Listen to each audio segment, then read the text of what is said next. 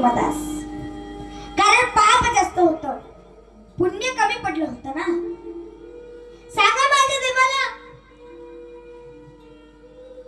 महाराज भानुदास महाराजांची निंदी निघाली.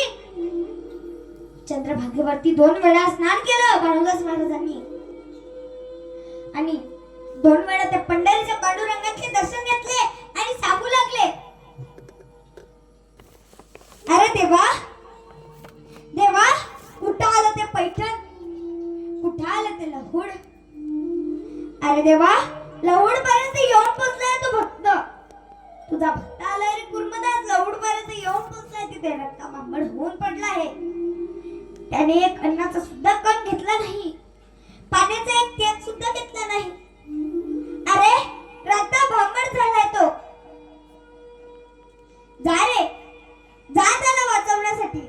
त्यावेळेस भगवान पांडुरंगांनी रुक्मिणी मातेला सांगितलं, रुक्मिणी मी चाललो ग. देवा देवा, कुठे चाललात तुम्ही? रुक्मिणी, माझा भक्त आलाय ग कुर्मदास, मी त्याच्यासाठी चाललो.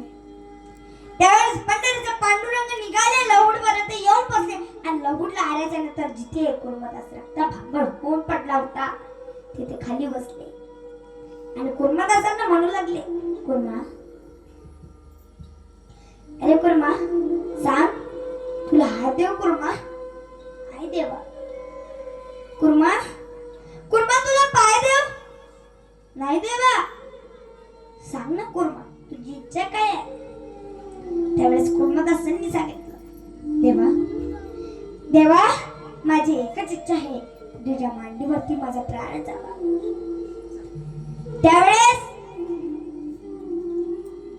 त्यावेळेस भगवान पांडुरंगाच्या मांडीवरती कुर्मदासांनी आपला प्राण सोडला. धन्य ते लहुड गाव, धन्य तो कुर्मदास.